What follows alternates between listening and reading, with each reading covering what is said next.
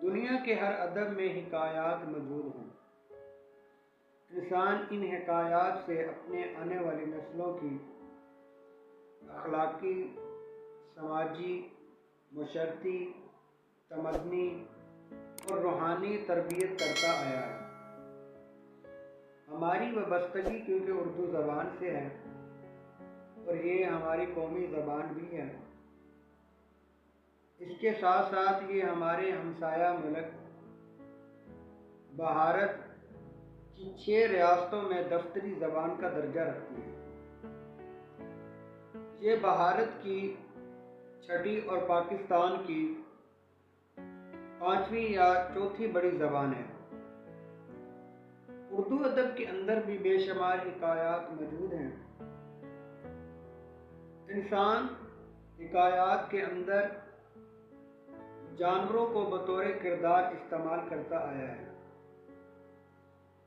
इसकी बड़ी वजह इंसान का जानवरों के साथ वाबस्तगी है।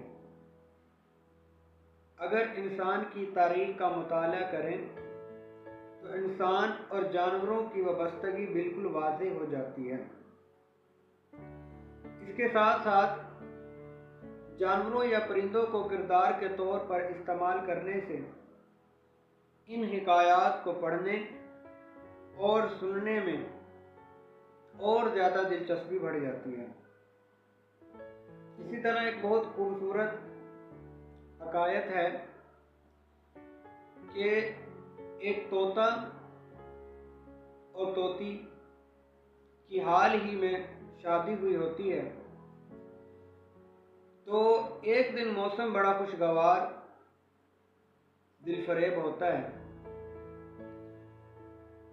तो वो सोचते हैं कि आज हम अपनी इस कम्युनिटी से हटकर इस जंगल के कुछ हिस्से में जाकर तन्हाई में गुफ्तगू करें। तो वो दोनों अपनी उस कम्युनिटी से हटकर उस इलाके से काफ़ी दूर चले जाते हैं, सैर करने के लिए, लुत्फ़ अंदोज़ होने के लिए, घूमने फिरने के लिए।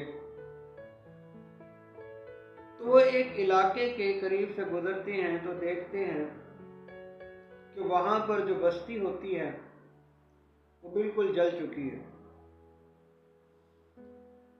तो जब वो ये मंजर देखते हैं तो बड़े परेशान हो जाते हैं और वो पास ही के एक दरख्त में जाकर बैठते हैं और वो गुफ्तगू शुरू कर देते हैं कि ये बस्ती कैसे जली होगी।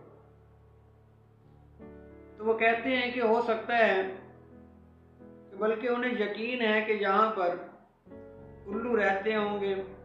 उल्लुओं की नहुसत की वजह से ये बस्ती इस हाल को पहुँच गई।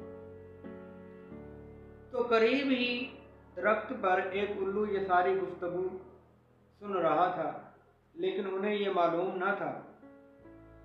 तो उल्लू बड़ी एहतियात के साथ उस दरख्त से उड़कर काफ़ी दूर जाकर बिल्कुल सामने से उनके पास आता है और उन्हें दावत देता है कि आज मेरे बेटे की सालगिरह की तकरीब है।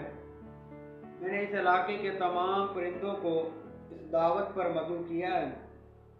तो मैं यहाँ से गुजर रहा था तो मैंने सोचा कि आपको भी दावत देता चला जाऊँ। तो पहले तो तोता और तोती दोनों इस दावत पर इनकार कर देते हैं। तो कहते हैं कि हमारा सफ़र बड़ा दूर का है, हमने वापस घर भी जाना है, लिहाजा हम आपकी इस दावत पर नहीं आ सकते।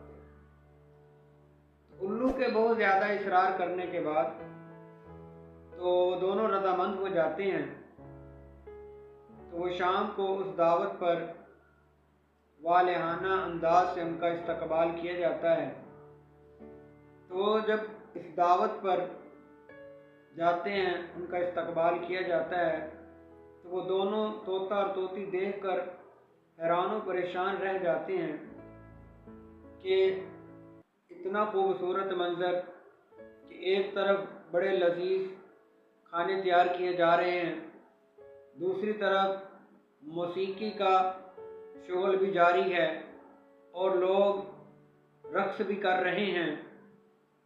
तो ये तमाम मंजर देखकर वो बड़े खुश हुए। तो जाहिर सी बात है, और उन्हें इससे भी ज़्यादा खुशी, वो दोनों बिल्कुल नए जोड़े थे, नई नई शादी हुई थी उन्हें, और इस तरह का मौका उन्हें मिल गया इस दावत पर।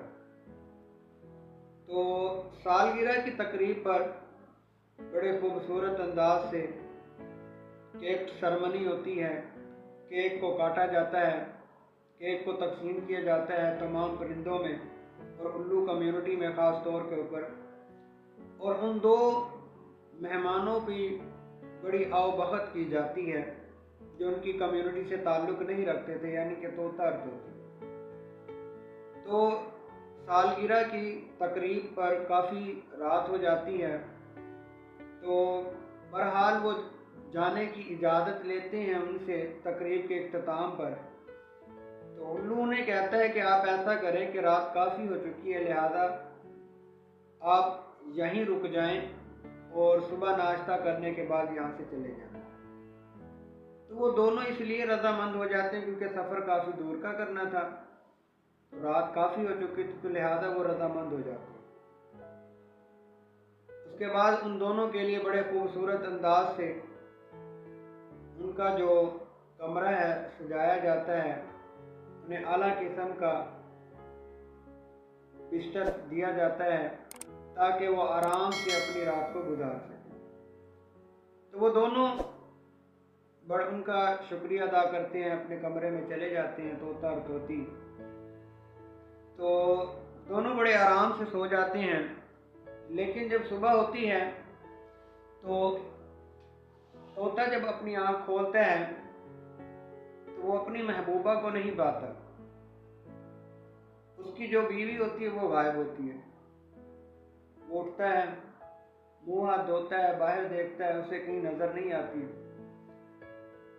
वो क्योंकि उल्लू कम्युनिटी के अंदर आया हुआ था, चंद उल्लुओं से पूछता है, लेकिन वो उसे कोई खास जवाब नहीं देते, तो वो बड़ा परेशान हो जाता है।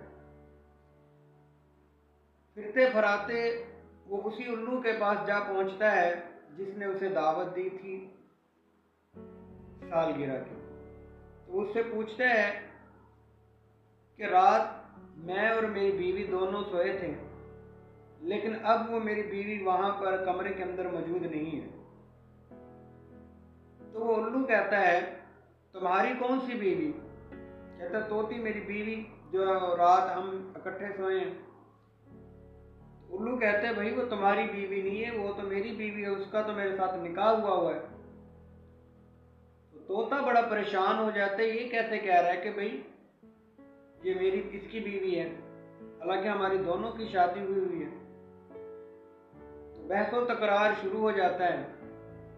काफ़ी ज़्यादा जब बहस होती है तो उल्लू कम्युनिटी के जो उल्लू हजरात होते हैं, जैसे आपने अक्सर लड़ाइयों में देखा होगा कि जो दो लोग लड़ने वाले होते हैं 50 देखने वाले होते हैं, तो इसी तरह वहाँ भी उल्लू और तोता लड़ रहा है तो बाकी 50 खड़े देख रहे हैं ये तमाशा। तो जब काफ़ी बहस और तकरार हो जाती है तो फिर उन हजरात में से 2-3 आगे आते हैं, बढ़ते हैं। वो कहते हैं, आप ऐसा करें, कम्युनिटी के जो सरदार है, जो उल्लू है, जो सबसे बड़ा ही उल्लू है भी उल्लू और सबसे बड़ा उल्लू, उसके पास चले जाएं, तो वो आपका जो फैसला है वो सुन भी लेगा और इसके ऊपर जो राय तुम्हें देगा वो तस्लीम कर लें।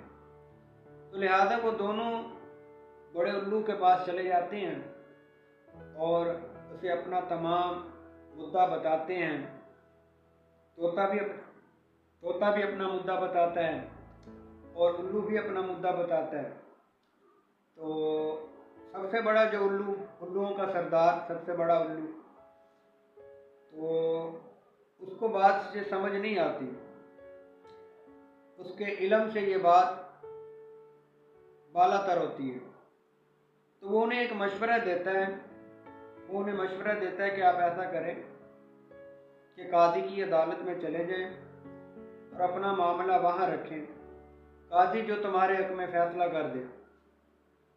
तो लिहाजा अब ये मामला काजी की अदालत में जाने वाला है। तो इंशाअल्लाह अदालत का जो मामला होगा वो अगली वीडियो में बताया जाएगा। उस वक़्त के लिए खुदा हाफिज़, अपना ख्याल रखिएगा और दुआओं में याद रखिएगा। अल्लाह निगहबान।